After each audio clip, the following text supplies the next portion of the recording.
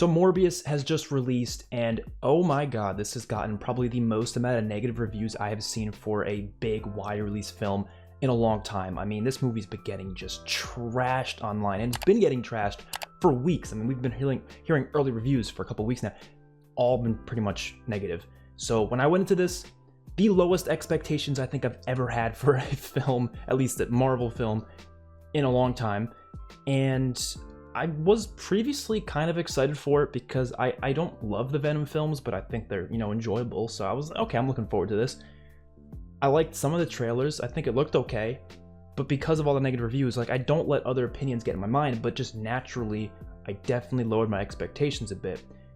Is it nearly as bad as everyone is saying? Is it nearly as bad as all the critics are saying? Is it nearly as bad as what people are making out to be? I'm going to say no. We'll get into the full review. You can hear my rating at the end. This is going to be spoiler-free until the very end. We're going to talk about the post-credit scene because that has some spoiler stuff in there. It's really not big spoilers, though. Like, I'll be honest. I saw that it leaked online, but I refused to watch it until seeing the movie myself because I don't want any spoilers. But it didn't really give any big spoilers away. It was kind of like, oh, okay. I kind of assumed it was going to be something like that, but it's a whole nother big issue with that post-credit scene that we'll talk about later. So let's get into the positive of the film first, because there are some good stuff. Like I said, this is not a terrible movie. I wouldn't even say it's bad. It's just kind of average, but there's a lot of decent stuff there that I actually do like. First of all, Jared Leto, he's fine. There's a lot of things I don't like about Michael Morbius as a character in this movie. I think there's a lot of issues with Michael Morbius, but Jared Leto in the role is actually fine. I think Jared Leto gets a lot of crap. I'm going to say it, I think he was fine as Joker. I just think the script they gave him was what made Joker in Suicide Squad not very good. But Jared Leto himself is a fine actor. I think he can handle that role with given a good script. And the kind of same thing here where, like, the times when he's really good in this film, he is really good. But the times when he's not that good, I can almost tell it's the script's fault. Like, it's just the dialogue or something in this scene that's happening, a way it's edited that just makes it feel off, and it's not his actual fault, I can tell.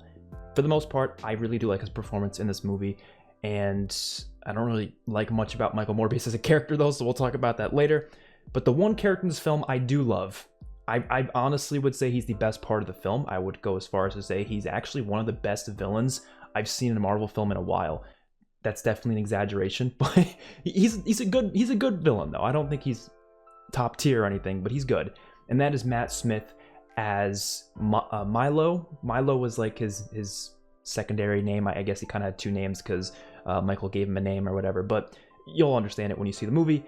And he was fantastic. Now, mainly because Matt Smith just did a great job with the role. I mean, there was a lot of scenes with him that were genuinely kind of funny, like he was just doing some like goofy dance, and it just worked. It worked a lot. It felt kind of goofy, but this movie does feel kind of campy and goofy at a lot of times. It almost feels like a classic like vampire film from like the 90s or something. Like, it does feel that way, and I think it's okay that it feels that way, but I almost wish it went further with it, because that campiness is only there for a little bit, especially with this character. I mean, he has some goofy, campy moments where he's like really embracing being a vampire, and he's kind of just like doing weird things, and it's like kind of entertaining. And every scene with Matt Smith as Milo in this film, I think, was actually really good. And that's when I was most attentive to the film and when I was most interested in what was happening. But when Morbius came in, the actual main character, I was just not as interested in. That's not Jared Leto's fault. They just didn't give that character enough intrigue, in my opinion. But Milo, he was awesome. He was awesome. I just wish they kind of tied up his story a little bit better in the end. But as a whole, he was definitely, like I said, the best part of the film. And the other thing I would say is a decent positive for this film. The plot is good enough. Like, it's a very generic plot, that's for sure. But I think it's still interesting to a degree. Like, I was intrigued in what was going on. I was intrigued in what this cure was going to be, because that's the whole plot of the film is essentially Morbius and Milo have this illness, and they're trying to cure it. And Morbius is a doctor, so he's been trying to cure it for years. And obviously the cure, what it does to him is turns him into a vampire. That's the whole plot of the film, really. And it also turns Milo into a vampire, and they essentially just need to consume blood to stay alive. And the kind of interesting thing that goes on here is that obviously Morbius wants to cure himself, or fix it at least, and he doesn't want to obviously harm people. He's trying his best not to hurt people. Doesn't succeed in that completely, but he's trying his best. But Milo, on the other hand, is kind of embracing it. He's like, no, this is great. This is awesome. I'm loving this, vampire life. It's definitely way better than being sick and wounded and just not able to do much with your life because of that. So I do like that contrast there. But again, it's a very generic plot. Although it's interesting and it works, we've seen this a million times. And that just makes it feel so incredibly generic. And I don't think they do anything with it that's that different to make it stand out as opposed to what it could have been. I think if they went more in a campy direction and maybe just had more fun with it and didn't try to take itself seriously as much, I think it would work better. Which is the opposite of what I would say about the Venom films. I used to say the Venom films, their biggest issue is that I wanted those to be more serious. And I kind of wanted Venom to be a character that was almost in like a horror movie type thing. But this movie, I almost feel like, yeah, I would have liked that serious, dark direction, but I also would have been just fine with it if it went fully, camp. But the issue is it doesn't do either of those things. It kind of has some elements of campiness, some elements of horror, some elements of this. It's a lot of inconsistencies. And when you have all those inconsistencies, you can't really embrace any of those things that it's going for. And that's, I think, one of the biggest issues. And let's get into the negatives now, because I'm already starting to talk about some things I don't like. That's one of the biggest issues, is the inconsistent tone. I don't feel like there's one tone to this film. Like I said, there's some campy moments, there's some serious moments, there's some moments where they have really forced humor that is awful. Like, it's not like MCU humor where, yes, it's forced, but sometimes it's actually pretty funny. Like, I'll admit, a lot of scenes in MCU can be kind of funny. Every single joke here did not land. I laughed once in this film, and it was because of a scene of Matt Smith dancing, and I thought it was funny. That's the only time I laughed. I don't even think it was an intentional joke. Any actual intentional joke did not work.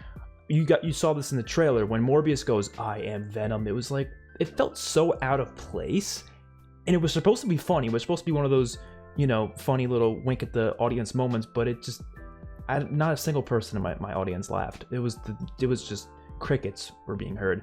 So either if you're gonna have jokes, at least make them funny, or just don't have them at all, or just embrace the campiness.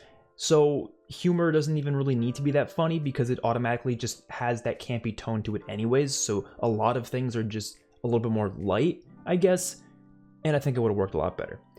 Another big issue is, like I said, Michael Morbius as a character. His motivations don't make a lot of sense to me. They're not like explained enough. They're not even like focused on all that much. He just kind of doesn't want to do this anymore, and you don't really understand why. Like, he goes from, turning to a vampire, and he's kind of just like unable to control it at first, right?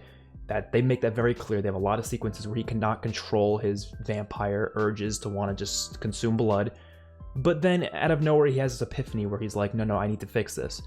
And then when he confronts Milo and that whole thing happens, you never really make it clear why he's so like motivated to want to fix this. Not until later characters get involved and certain characters die, and then it's like, okay, now I get it. But he didn't really change much when that happens. Like, he was already so motivated for this way before, and it never really made that much sense to me. It made sense to like a surface level extent, but it wasn't like something that you could really hold on to his character and find him to be that interesting, because you didn't really see him having a big motivation. But of course, for Milo, his motivations were very clear to me, and they made a lot of sense, and they were very compelling, and I actually found his character to be interesting because of that. So that's the big issue there. And when you find the antagonist to be a million times more interesting than the protagonist, that's kind of an issue, in my opinion. Martine, who was the other character, she was like the only female in this movie who had much screen time, to be honest. She wasn't that interesting either. Like, she didn't have much of a place in the film. The actress was fine, but I just felt like her place in this film didn't really make much sense. They could have definitely given her more to do, and the way they kind of, do stuff with her character later on in the film, I don't really get what they were going for, and they don't really explain it, because the movie kind of ends before they explain it, and I'm like, okay, well, where are we going from here? Of course, I'm trying not to spoil things, so I'm not really going to go in depth. But I just don't know what. I mean, she was kind of like a love interest at some points, but I never really felt the chemistry. So I don't know. Strange character that I wasn't too crazy about. And then I think my biggest issue with this film, because at least, you know, all of this stuff, I'm just talking about like story really, if you at least have good action, then I can forgive a lot of these issues and just have a fun time with the film and be entertained, which I was entertained. Like I said, I was. But the action in this film was pretty terrible, like all the way through. Except for like one or two scenes were kind of okay, but a lot of the action was just so bad. And it was mainly because of the CGI effects. The CGI wasn't bad. It wasn't like it was terrible CGI. It was just overused in places that it did not need to be. Like, for example, you again probably saw this in the trailer. Whenever Michael Morbius is like moving through, and same with Milo, whenever they're like flying or like moving fast, they have this like dragging effect of like this purple orange stuff that like kind of trails behind them. It's a cool effect, kind of, but not when it's in every damn action scene that these guys are in. And it just feels so like, what's going on? It was almost the same I felt about Venom, honestly. The Venom movies, you had so much going on with all the goo from the Venom symbiotes, and it made it kind of hard to see what was going on in the action scenes, but this is that times 100. In these action scenes, I can't tell what the hell's going on. I just can't. There's no clear shots of like action or something. It's just a lot of just CGI. It's almost like someone went into like, I don't know, Sony Vegas or Adobe, whatever, just started putting a bunch of random CGI effects on screen, and it was just like a crazy light show that just kind of sprawled onto your face at once. That's what this movie felt like in a lot of its scenes, and especially the ending battle. The end fight was one of the worst ending fights I've ever seen in a comic book movie, for sure. Like, it was terrible. I couldn't tell what the hell was going on. I was like, what am I looking at here? And I don't know. They could have just maybe made it a little more grounded. Maybe just had it be just normal vampire action. Maybe if it was rated R, they could have done that, because I think the reason why they do this for a PG-13 movie is because they can't really have solid action that's like grounded with like vampires, because you'd be like swiping at each other. There'd be blood everywhere, of course.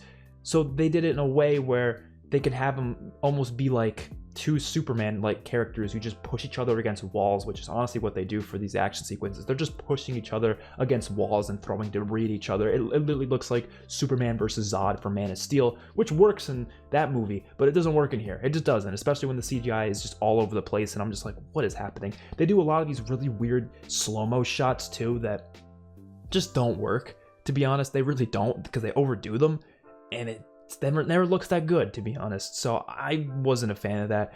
The soundtrack, unfortunately, wasn't that good. I'm one to usually praise soundtrack, like in 95% of movies. I love music. I think a lot of movies have incredible music, especially comic book movies, especially modern comic book movies that have come out within the past 10 years. But there's really no memorable tracks in this movie that really stood out to me. So that's unfortunate. And the last thing I want to say for the negatives, it was kind of just anticlimactic as a whole. Like, the way it ended was just so like abrupt. It didn't have a fun, crazy action sequence at the end. It was just kind of tame, and I didn't feel like the story wrapped up in a satisfying and concluding way. So yeah, that's unfortunate. It really is, because I was hoping this was going to be a much better film, but based on all the, you know, things we were hearing about, a lot of reshoots and stuff, and probably rewrites of the script as well, I'm not too surprised. Let's talk about the after credits scene, though. It was kind of cut into two parts. The first part was kind of them hearing that there was like a news broadcast, and Vulture from Spider-Man Homecoming, played by Michael Keaton, just randomly ends up in a prison cell, or empty prison cell. He just randomly ends up in it, and he's like, what the hell, right? And then he comes out, and he's like, everyone's confused, you know, they're like, he just randomly showed up here, that makes no sense. And they let him out because they're like, oh, he was never arrested, so why would we have him in a prison cell? Let's just get him out of here. And everyone's kind of confused. And then he, of course, ends up in the next part where he has his suit, his Vulture suit, somehow, and he confronts Morbius, and he's like, yo, Morbius, like, he's like, yo, I want to go see what's going on. I just ended up here somehow, so you want to help me, you know, get the Spider-Man guy or whatever. And that's it. What? Okay, so first of all, I just want to understand this scene, because it makes no sense.